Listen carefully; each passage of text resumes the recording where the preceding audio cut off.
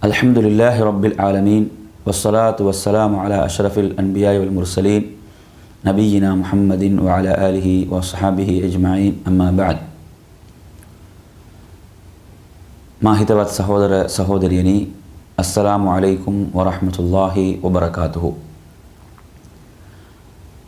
ඉස්ලාම් කාන්තාවට හඳුන්වා දෙන හිජාබ් නම් මේ උසස් වූ කාන්තා ඇඳුම මෑත කාලේ බොහෝසේ විවේචන ලක් වූ අවස්ථාවන් අපි මාධ්‍යයන් තුළ දුටුවා. මේ අත වශයෙන්ම ඉස්ලාම් දහම වෙත අන්තවාදී ලෙස Tamanගේ අවධානය යොමු කරන පිරිස් ගෙන යන පදනම් විරහිත වූ ප්‍රචාරයන් අතුරින් මෙයත් එක් ප්‍රචාරයක්. ඉස්ලාම් කාන්තාවට හඳුන්වා දෙන මේ ඇඳුම කාන්තාව උසස් තත්වයට පත් කරන ඇඳුමක්.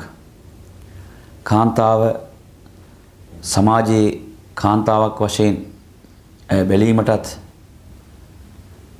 ඇය බලන විට ගරුත්වයක් ඇතිවන ආකාරයේ ඇඳුමක් වශයෙන් ඉස්ලාම් මේ හඳුන්වන්නේ.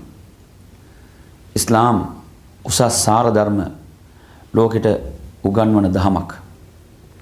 අපි දකිනවා කෙතරම් දුරට කීවා නම් පොය දිනවල පන්සල්වලට යන විට කාන්තාවන් පවා ඔවුන්ගේ ඇඳුම මේ ආකාරයටයි පවත්වා ගත යුතුයි කියා ඔවුන්ට දැනුම් දෙනු ලබනවා. හේතුව ඇත්ත වශයෙන්ම එය තමයි සැබෑ වූ තත්වය. කාන්තාව අඩ නිරුවතින් එවැනි ස්ථානයකට අනුමත කරනු ලබන්නේ නැහැ. ඉතින් මේ තුලින් අපට ඔප්පු වෙනවා සමාජයේ ඉන්නේ කොතැනද කියලා. ඉස්ලාම් කියා කුමන දේ පැමිණියත් එය විවේචනය කිරීම පුරුද්දක් කරගෙන සිටින සමහර උදවිය. එහි යහපත් පැත්ත ඔවුන් දකින්නට සූදානම් නැහැ. එහි හොඳ දේ දැකීමට ඔවුන් සූදානම් නැහැ. ඉස්ලාම් දහම මුළු ලෝවාසී ජනතාවටම උසස් සාර ධර්ම උගන්වන දහමක්. උසස් සාර ධර්ම උගන්වන දහමක්.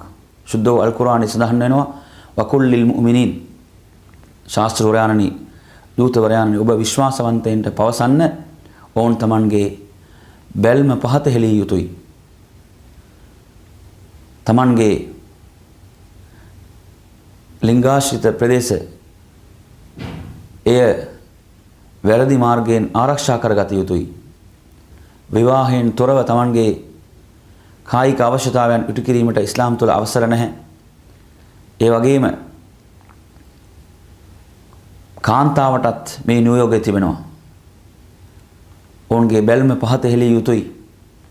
ඔවුන්ගේ ආශාවන් වැරදි ආකාරයට වැරදි මාර්ගයට ඉටු කිරීමට අවසර නැහැ. විවාහයකින් තොරව කියා ඉස්ලාම් උගන්වනවා. ඇත්ත වශයෙන්ම සහෝදර සහෝදරියනි සමාජය තුළ සිදුවෙමින් පවතින්නේ කුමක්ද කියා අපි මුලින්ම අවබෝධ කරගත යුතුයි. කොයිතරම් කාන්තාවන් අතවරයන්ට ලක්වීම මෙවැනි පුවත් අපි දවසින් දවස දකිනවා. ළමුන් කොයිතරම් අතවරයන්ට ලක් වෙනවද? පාසල තුල මෙවැනි සිදුවීම් කොයිතරම් සිදු වී තිබෙනවද? සමාජයේ ජනතාව Tamanගේ ඡන්දයෙන් තෝරාපත් කරගන්නා සමහර ප්‍රාදේශ සභා මන්ත්‍රීවරුන් මෑත කාලයේදී මෙවැනි අපරාධයන් කළ පුවත් වාර්තා වුණා. ඉතින් කවුද එහෙමනම් මේ සමාජය ආරක්ෂා කරන්නේ? සමාජය රකින්නේ කවුද? ඉස්ලාම් කාන්තාවගේ ආරක්ෂාව උදෙසා තමයි මෙවැනි ඇඳුමක් කාන්තාවට හඳුන්වා දෙන්නේ. කාමූක ඉන්ගේ ඒ මර උගුලින් ආරක්ෂා කර ගැනීමට ඉස්ලාම් මෙවැනි ඇඳුමක් කාන්තාවට හඳුන්වා දෙනවා. එක් ගුවන් විදුලි නාලිකාවක ඊයේ සාකච්ඡාවක ප්‍රශ්නයක් යොමු කරනවා කාන්තාවන් මුහුණ වසාගෙන යන විට කාන්තාවට පුරුෂයා පේනවනේ කාන්තාවන්ට පිරිමින් පේනවනේ එහෙමනම් පිරිමිනුත් සම්පූර්ණයෙන් වසාගත යුතුයි කාන්තාවටත් එවැනි හැඟීම් ඇති වෙනවද නැද්ද කියලා ප්‍රශ්නයක් යොමු කරනවා මේක ඇත්ත වශයෙන්ම මේ ප්‍රශ්නය කතරම් හාස්‍යයක් උපදවන ප්‍රශ්නයක්ද බලන්න දැන් තිබෙන දැන්වීම් වල කොයි වගේ දැන්වීමක් වුණත් එහි පෙන්වන්නේ කාවද කාන්තාව වාණිජ භාණ්ඩයක් වශයෙන් කොයි කාර් එකක් ගත්තත් ටයර් එකක් ගත්තත් කොයි දේ ගත්තත් හැම දෙයකටම එහි දැන්වීමේ ඉදිරියට එන්නේ කාන්තාව අඩ නිර්වතින් ඒ කාර් එක ඔහු බැලුවත් නොබැලුවත් ඒ කාන්තාව බලනවා ඉතින් මේකෙන් මොකද්ද කියවෙන්නේ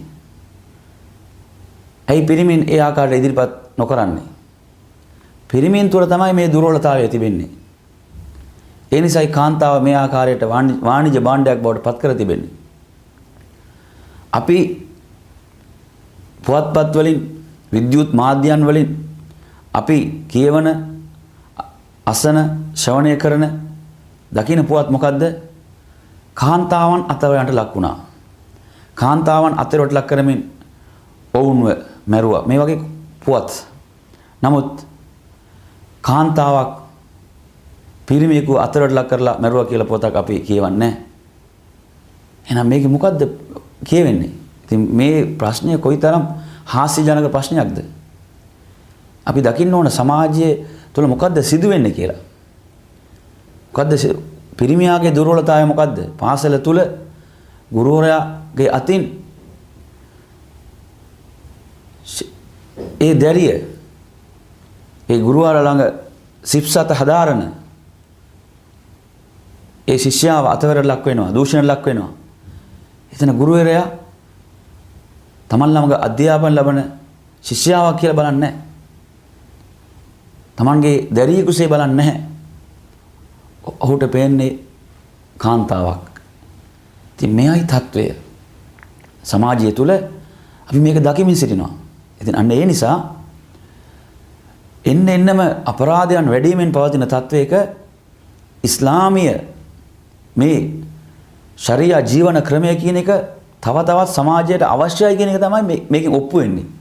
සමාජය තුළ සිදුවන මේ අපරාධයන් මේ සිද්ධාමයන් තුලින් ඔප්පු වන කාරණාවක් තමයි ඉස්ලාම් උගන්වන ජීවන ක්‍රමය මේ සමාජයට අවශ්‍යයි කියන එක තමයි ඔප්පු වෙන්නේ. ඒකයි දවසින් දවස ඔප්පු වෙමින් පවතින්නේ. ඉතින් අන්න ඒ නිසා ඉස්ලාම් උගන්වන මේ ශිෂ්ට සම්පන්න සදාචාරශීලී මේ ඇඳුම විනයගරුක මෙම ඇඳුම කොයිතරම් වැදගත්ද කාන්තාව රැක ගැනීම සඳහා කියන එකයි අපි බැලිය යුත්තේ. කාන්තාව අඩ නිරුවතින් යන විට සිදුවන්නේ මොකද්ද? බසයක ගමන් කරන්න බැරි තත්වයක්. ඒ සඳහා විශේෂ අංශයක් පත් කරලා තිනවා. කාන්තාවන් බසයේ අතවර ලක්වන විට ඒ සඳහා පැමිණිලි කිරීමට විශේෂ ආය යොදවලා තිනවා. තත්ත්වය මොකද්ද? මේකයි. ඉතින් සමාජය තුළ සිදුවෙමින් පවතින කුමක්ද කියලා අපි මුලින්ම හරියට අවබෝධ කරගත යුතුයි. එක් පැත්තකින් විවේචනය කරනවා ඉස්ලාමීය කාන්තා ඇඳුම. තවත් පැත්තකින් කියනවා මෙවැනි අතවරයන් වලට දූෂණයන් වලට කාන්තාව ලක්වීමට හේතුව කාන්තාවගේ ඇඳුම කියලා. මේක පරස්පර විරෝධී මතයන්. ඉතින් අපි යම්කිසි අර්බුදයකට පිළියමක් සොයනවා නම් එතනදී අපි බලන්න ඕන මොකද්ද මෙතන තියෙන මූලික ගැටලු මොකද්ද කියලා අපි හඳුනාගත යුතුයි. මේ ප්‍රශ්නේ මතුවීමට තිබෙනා මූලික ගැටලු මොනවාද? ඇයි මෙවැනි දෙයක් සිදුවන්නේ සමාජයේ? හේතුව. එතනදී අපි පිරිමියාගේ මානසිකත්වය මොකද්ද කියලා බලන්න ඕන. ඉතින් අන්න ඒ නිසා ඉස්ලාම් උගන්වන මේ කාන්තා ඇඳුම කියන එක ඇයගේ ගරුත්වය ආරක්ෂා කරන, ඇයව ආරක්ෂා කරන ඇඳුමක්. දැන් ඔබලා සාමාන්‍යයෙන් බලන්න ඔබලා මාර්ගයේ අසල සිටින විට කාන්තාවන් දෙදෙනෙක් යනවා. එක් කාන්තාවක් ඉස්ලාම් කියන කාන්තා ඇඳුම ඇඳගෙන යනවා. තවත් කාන්තාවක් අඩ නිරුවතින් යනවා. ඔබලා කාවද බලන්නේ? ඔබලා හැරි වැඩිපුර බලන්නේ කාවද? ඉතින් මේකෙන් අපිට හොඳට පැහැදිලි මොකද්ද සිදු වෙන්නේ කියලා. පෙළඹවීම වලට අනවශ්‍ය පෙළඹවීම වලට ලක් වෙනවද නැද්ද පිරිමීන්? ඔහුගේ හැඟීම් උද්දීපනය වෙනවද නැද්ද? ඉතින් මෙවැනි තත්වයක් දැන් බලන්න, දැන් පිරිමියා අඳින ඇඳුම් බලන්න. දැන් සාමාන්‍යයෙන් ගත්තා නම් දැන් සමහර අය සමාජයේ හඬ නගන්නේ පිරිමීන්ට සමාන අයිතීන් ලැබෙන්නේ. පිරිමීන්ට ලැබෙන්නාseම ඒ සමාන අයිතීන් අපට ලැබෙන්න ඕන කියලා හඬ නගනවා. හරි, එහෙමනම් ඒ පිරිමීන් අඳින ඒ ප්‍රමාණයට හරි අඳින්න බැරි. දැන් පිරිමි කෙනෙකු සමාජයේ පිරිමියෙකු අඳින්නේ අපි දකිනවා හොඳට පේනවා අඳින්නේ කොපමණද කියලා. සම්පූර්ණ ශරීරයම ආවරණය වෙනස්සේ අඳිනවා.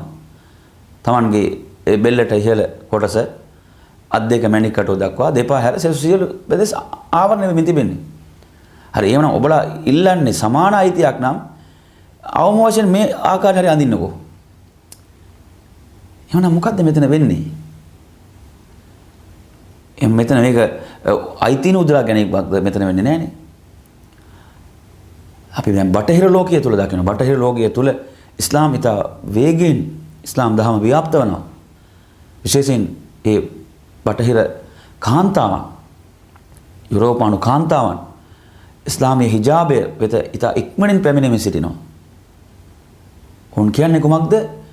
මේ ඇඳුම තමයි අපව සමාජයේ කාන්තාවන් වශයෙන් බලන තත්වයට පත් කරලා තිබෙන්නේ. නැත්නම් අපව නිකන් හුදු වාණිජ භාණ්ඩයක්, අපිට කිසිම මේ ප්‍රාණයක් නැති අය විදිහටයි අපව හසුරවන්න ලබන්නේ. නමුත් මේ ඇඳුම අපට ගරුත්වයක් සමාජය ලබා දෙනවා. අපව කාන්තාවන් වශයෙන් ඕන දකින්න තත්වයකට අපට මේ අයිතිය අපට දිනා දී තිබෙනවා.